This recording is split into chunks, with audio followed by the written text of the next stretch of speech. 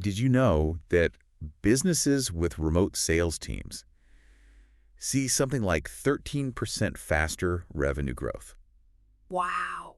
Yeah, pretty crazy, right? Okay. Compared to those with, those traditional office-based setups. It is remarkable. Yeah, It really underscores the vast potential of remote sales teams. for sure. We're witnessing a real shift Yeah, in how businesses function, yeah, and those who adapt are reaping the benefits. absolutely. But building a top-notch remote sales team isn't as simple as just letting everyone work from home, right? It takes a strategic approach, especially when you want to keep that engagement up Yeah, and maintain control. definitely. And that's exactly what we're diving into today. Love it. Pulling insights from an article by the Sales Experts, a global sales recruitment company. Great source. Yeah. Yeah. Their piece titled, How to Build a Remote Sales Team Without Losing Engagement or Control, really gets to the heart of it. I think it's a fantastic resource for sales leaders, hiring managers, and executives who are trying to, figure out this new landscape. Yeah. One of the things that really resonated with me was the emphasis on setting crystal clear expectations Oh, for sure. and goals from the get-go. Absolutely.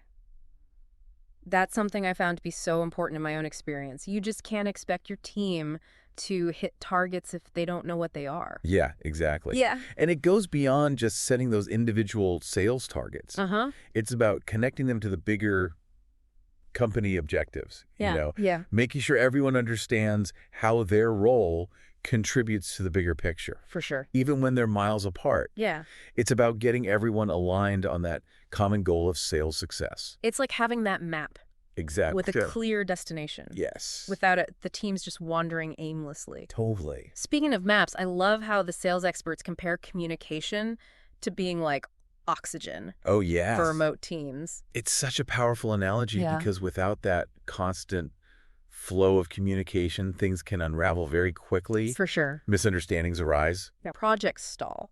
And that sense of isolation can creep in. Yeah, it's like trying to run a marathon while holding your breath. Exactly. Not a good recipe for success. Not at all. So how do we ensure that oxygen is flowing freely in our remote sales teams? What tips do the sales experts recommend?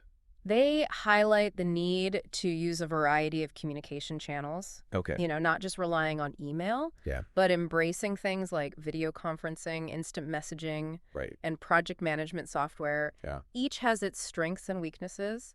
Makes sense. Video conferencing for that face-to-face connection. Right. Instant messaging for quick updates and collaboration. Wow. And then project management tools to keep everyone on the same page and in sync. Yeah. It's about finding that right blend for your team Yeah. and making sure communication feels natural and organic. Not forced. Yeah, exactly. Not forced. Right. It's about creating that rhythm. Yeah. And cadence that we were talking about earlier. Mm-hmm. Not just relying on formal meetings, but encouraging those quick check-ins. Yeah. Those one-on-ones. Yeah. Building those virtual water cooler moments. I love that. Yeah, where people can connect on a personal level Yeah. and build those relationships that are so important for team success. Absolutely. And it's not just about, Yeah. chatting about the latest game or weekend plans, but it's about, fostering a culture of knowledge sharing as well. Okay. Yeah. How do you do that? So think about, how can you create a virtual space Right. where team members can easily share best practices, ask questions, Right.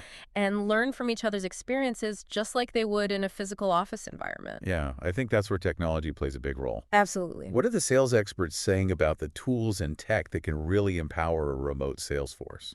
Well, they stress the absolute importance of a robust customer relationship management system, CRM. a CRM. Right. Yeah.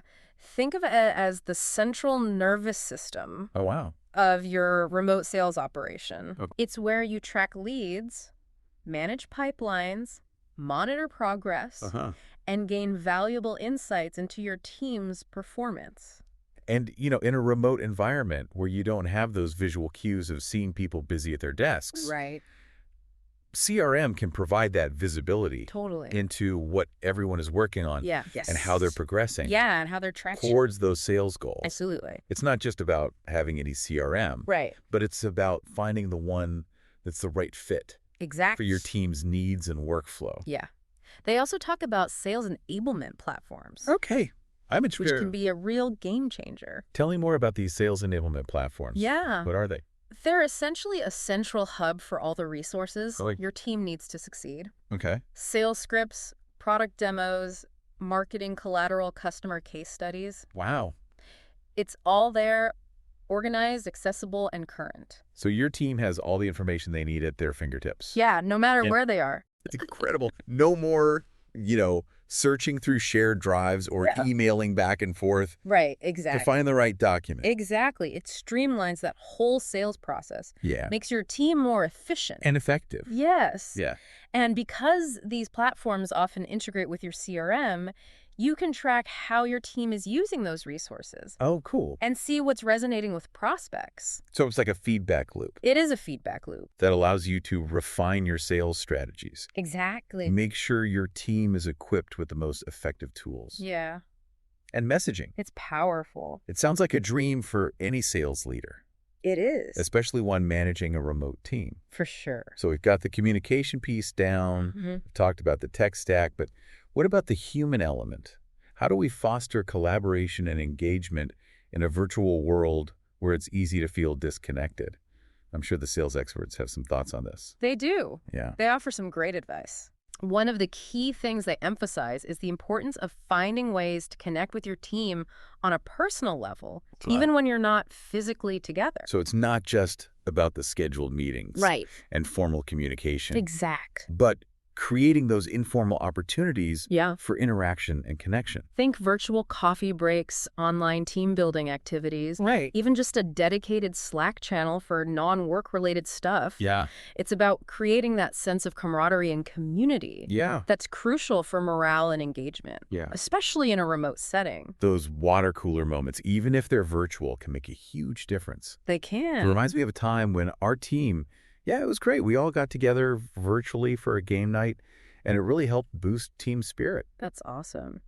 Yeah, those little things can go a long way. For sure. And it really emphasizes the point that even in a remote setup, nurturing a strong team culture is absolutely essential for sales success. Couldn't agree more. And another point the sales experts bring up is recognition and celebration. Yes. It's so easy for those wins, big or small, to get overlooked when everyone's remote. Totally. In a traditional office, you might overhear a big deal being closed or see a team celebrating a project win. Right. But remotely, you have to be more deliberate Yeah. about acknowledging and celebrating those achievements. 100%.